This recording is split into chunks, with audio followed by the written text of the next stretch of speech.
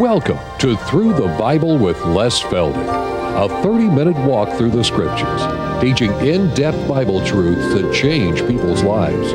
Now, here's your host, Les Feldick. Okay, it's good to have everybody back, and I guess by the time I get back there, everything's gone. But anyway, we're glad you're back, and for those of you joining us on television, you don't know what you're missing by not being able to come in on a Wednesday afternoon, because we just have a good time, don't we? It's a good afternoon, well spent. But again, we want to thank those of you out there for all your support, your kind letters. My, how we love the letters, and your financial support, your prayers. We can't do it without it. No, that's all there's to it.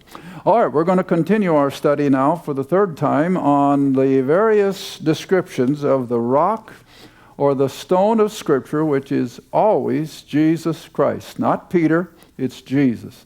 And we have to keep that straight, because only one verse, as we looked at in the first half hour, where there is a possibility of confusion that it could be Peter, but it isn't. Because again, I always tell people on a lot of these things, even though Scripture may not just definitively say something, what does the big picture tell us? See, and that's what we have to learn. What's the big picture in Scripture? And so the same way with this rock and stone deal, and when you look at the big picture, how often all through Scripture, under various circumstances, Jesus Christ is the rock and the stone. Well, we're going to look at the stone of judgment this half hour, and we're going to start back in Daniel chapter 2.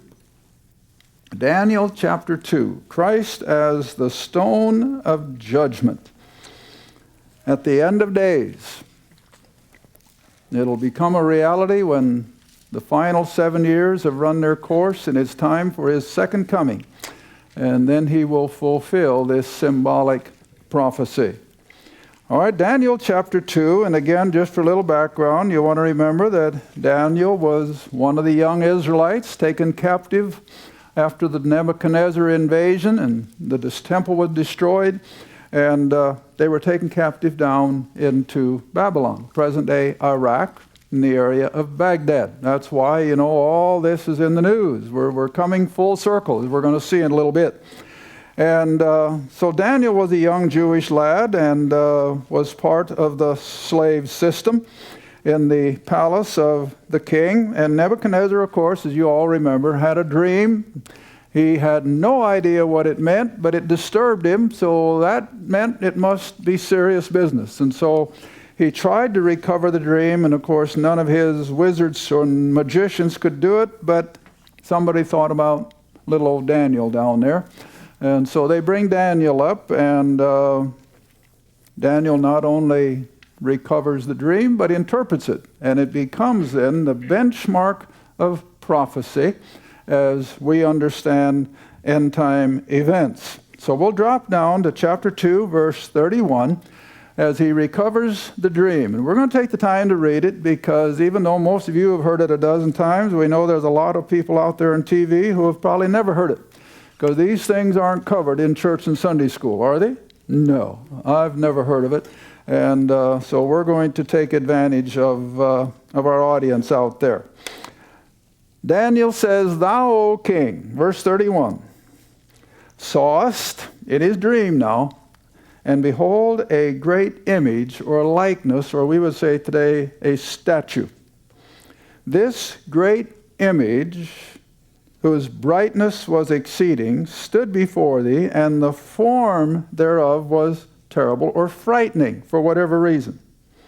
Verse 32, "This image," or this statue, now picture in your mind the statue of a man, probably a military type. "And this image's head was of fine gold, his breast," now we're coming down through the torso. Just picture this in your mind. If I were an artist, I'd love to put it on the board, but I'm not an artist. But you start with the head, and you just come down through the torso all the way down to the feet and the toes. So his head was made of fine gold. His breast and arms, or the upper part of the torso, was made of silver. His lower, or the belly area, and his thighs were of brass. His legs of iron, and his feet, part iron, part clay.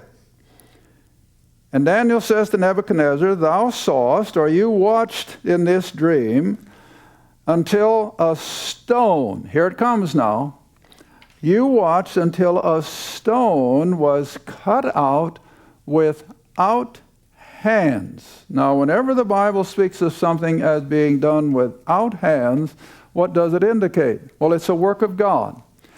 Whatever it is, whether it speaks of the temple up in heaven that was not built with human hands, it's something that was constructed by God himself. All right, the same way here, see? Thou, he sees a stone coming out of wherever, striking this statue or this image on its feet. All right? And broke it to pieces. Verse 35, and then was the iron and the clay. In other words, it starts at the feet. So you got to put all this in your mind's picture now. This stone cut out without hands strikes this statue on its feet, rolls it over, and like a steamroller, crushes it to pieces. See? All right, so then was the iron and the clay and the brass and the silver and the gold, starting at the feet, up the legs, over the belly, over the chest, and finally the head. All crushed and ground to powder, broken to pieces, verse 35, and became like the chaff of the summer threshing floor, and the wind carried them away, so that there was no place found for them. And the stone, here we come back now to the crushing stone that was smiting the image, became a great mountain, and a mountain in Old Testament language is a kingdom. So here this stone now becomes the head of a great kingdom. Doesn't just fill the Middle East, but what? The whole earth. So it's going to be an earth-wide kingdom. All right, now verse 36. This is the dream. Now we will tell the interpretation thereof before the king. 37. Thou, O king, art a king of kings. Now again, you have to know your ancient history. Babylon under Nebuchadnezzar was the first great military consort. There had been tribal wars, sure, for hundreds and hundreds of years. But Nebuchadnezzar, ruling there in Babylon, became the first visible Gentile empire. And of course, they had conquered many of the countries around them. But they were the first. And he had absolute dictatorial rule. He didn't have a Congress. He didn't have a cabinet. He had nothing. He was absolute in his own power. All right, so consequently, he's called the King of Kings. Verse 37, for the God of heaven hath given thee a kingdom, power, and strength, and glory. Verse 38, wheresoever the children of men dwell, the beasts of the field, and the fowls of heaven, he has given in thy hand. In other words, he had absolute control, like no one had ever done before. And he has made thee ruler over them all. Thou art the head of gold. All right, then you come down, and it's just a quick review now then of the unfolding of Gentile history. And that's why history and Bible study go so well together. You got to get a little glimpse of history, or this is all Greek to you. But you see, as soon as Babylon became a great, glorious nation and empire, with one of the most beautiful cities in the then known world, with all of its hanging gardens, then naturally, what boils up amongst the enemy? Envy, jealousy. And they're going to want it. See, that's why I am a proponent of defense.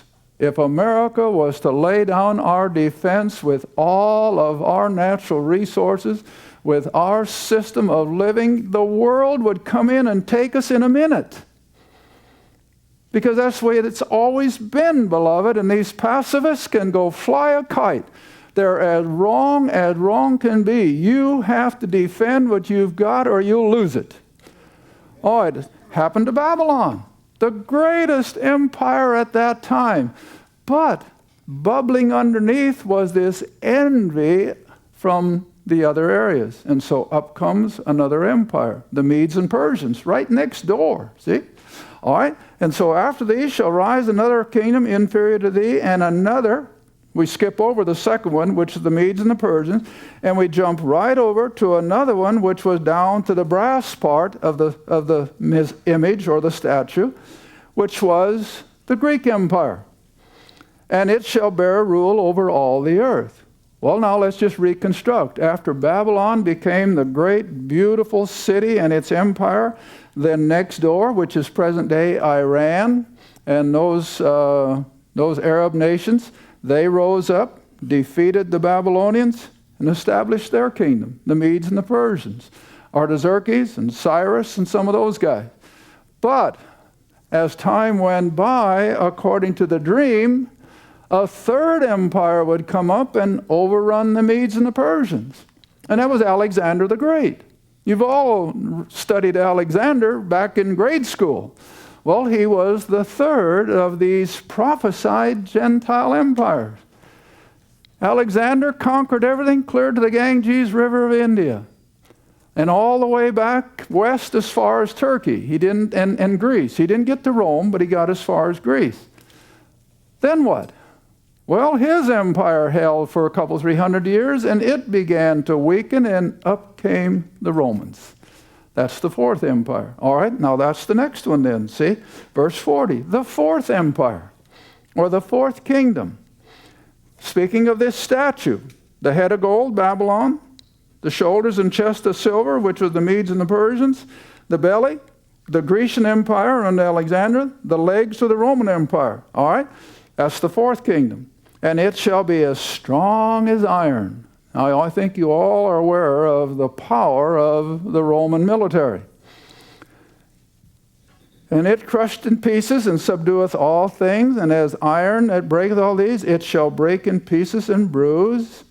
And then verse 41, whereas thou sawest the feet and the toes, part of potter's clay and part iron. In other words, it was fragile. It did not have the strength of pure iron itself, but it was an admixture.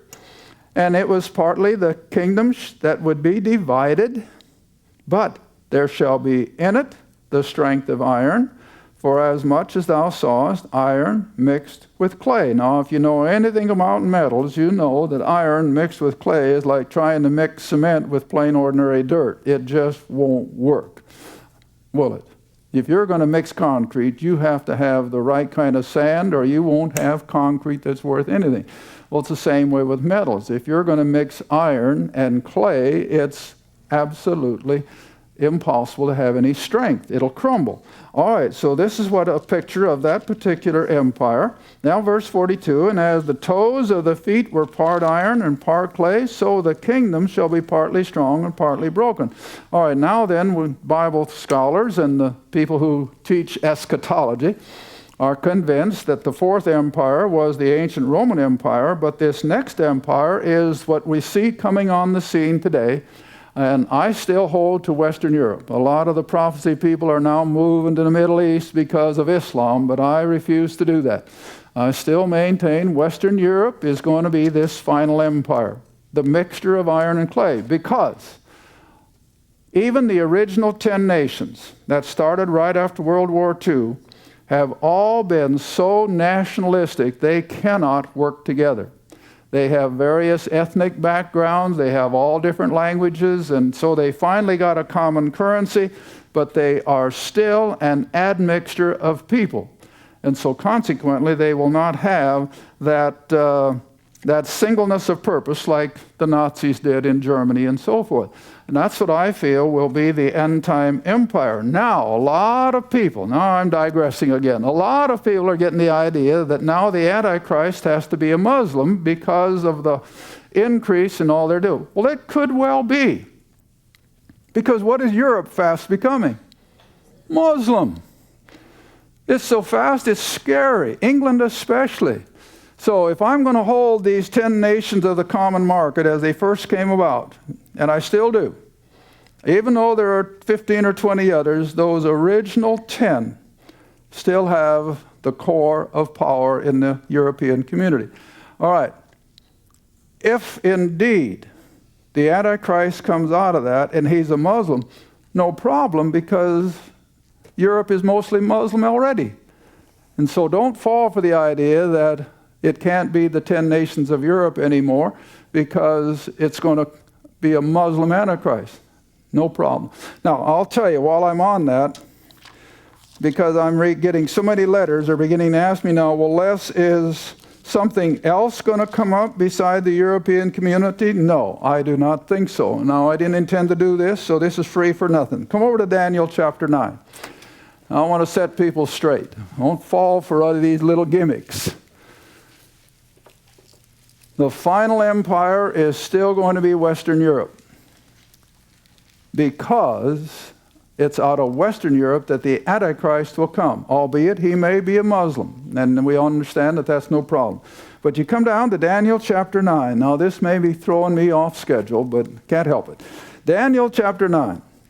Here we have the final 490 years of prophecy concerning the nation of Israel, and most of you know all about this.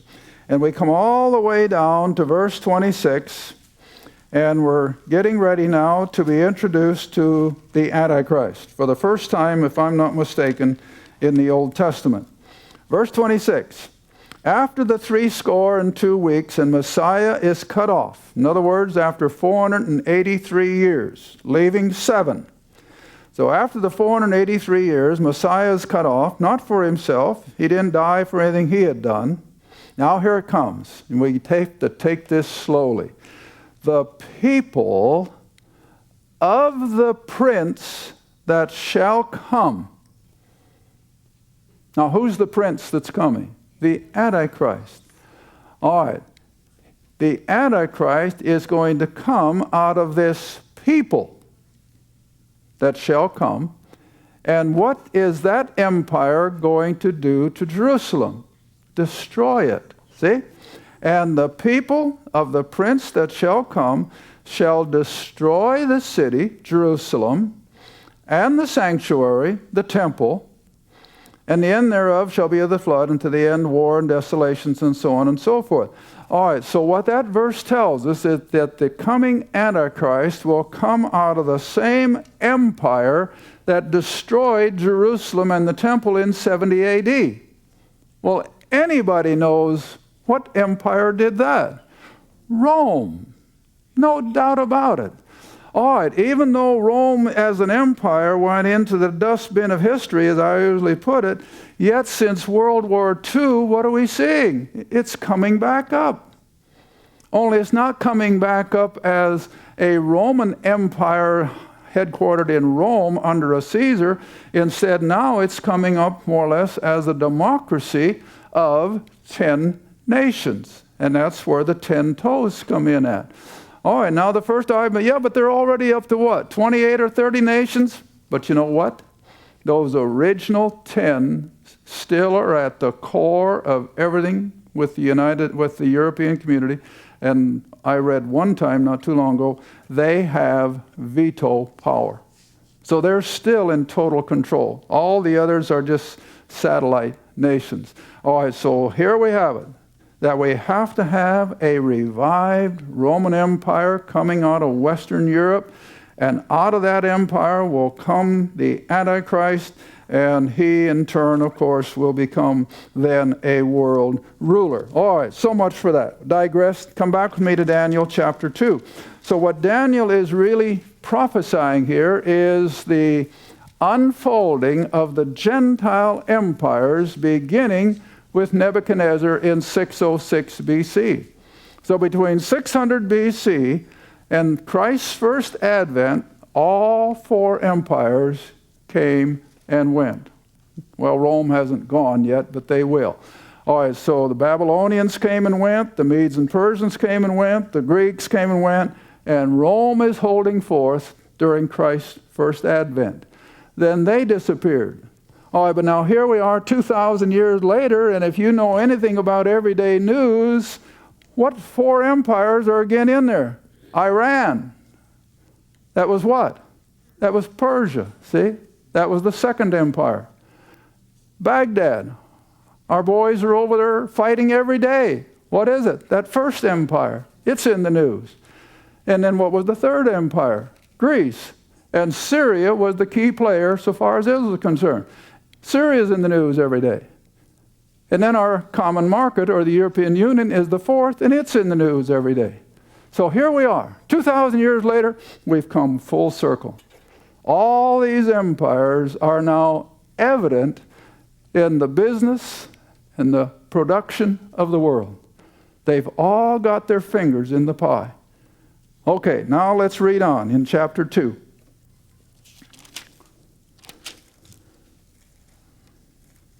Well, let's see. I got down about as far as verse 41, I think.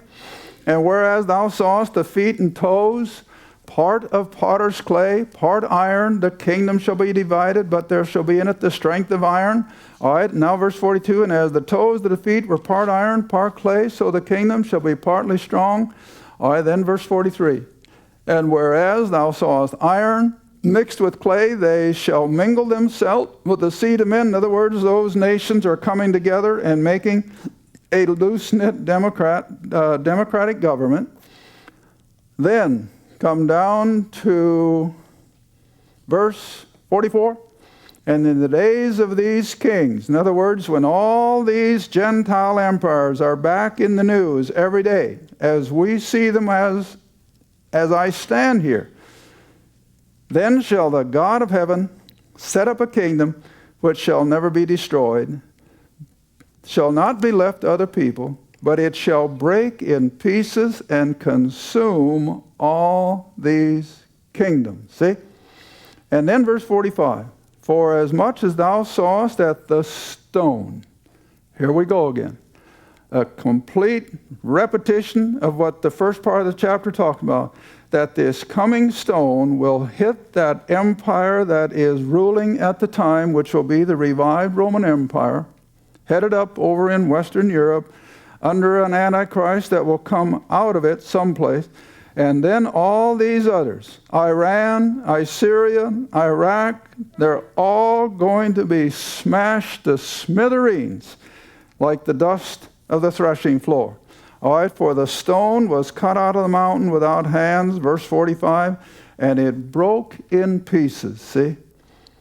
The iron and the brass, the common market as we now know it, which will be ruling during the tribulation under the Antichrist, the clay, the silver, the gold, and it will be completely annihilated, so that now then you can come over to chapter 7, verse 13 and 14, as a result of that crushing stone coming down on these end-time governments and economics, or economies, whatever you want to call it, the world system under the Antichrist, and here's its final end. This is the crushing of the stone.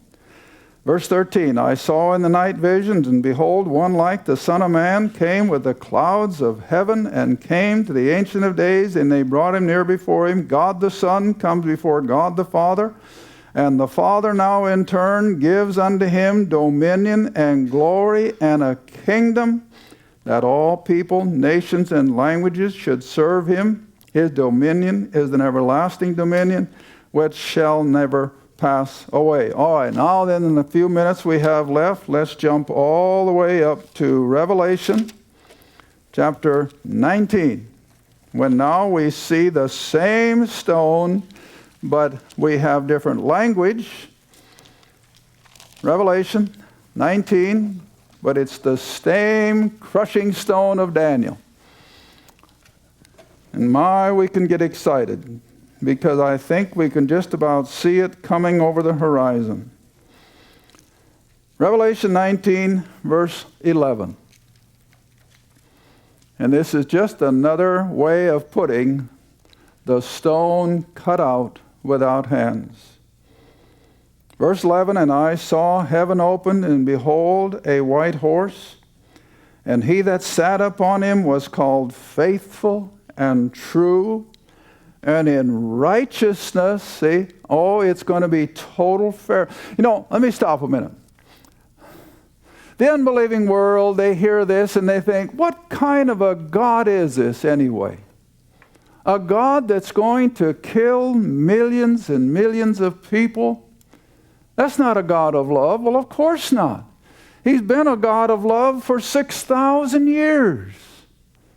He has never brought in that kind of judgment until here.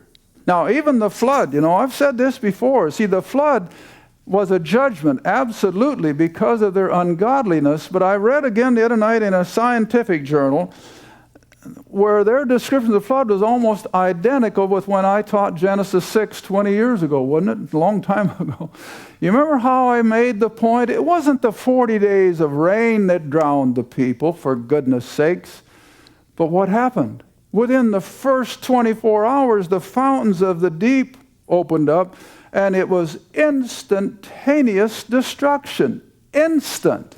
They never knew what hit them. Well, this scientist was explaining it, how the tectonic plates were moving underneath and all this. See, and I just get goosebumps. Well, that's what I've always said. It wasn't the 40 days of rain. It was that breaking up of the fountains of the deep. All right. Now then, here we have the judgment of God because His grace has run its course. Nobody has to go to that horrible place we call the lake of fire. Nobody. Everyone's sin is already paid for. And all they have to do is believe it, but they will not. I mentioned in my seminar in Charlotte the other day, and I made it a point. Don't get discouraged when we realize that people who think like we do are in a small minority. It's always been that way. God has never had the majority. 8 people in the flood. Isaiah said a very small remnant. And the other one, Elijah, he thought he was the only one. And so it's always been. God has never had the many.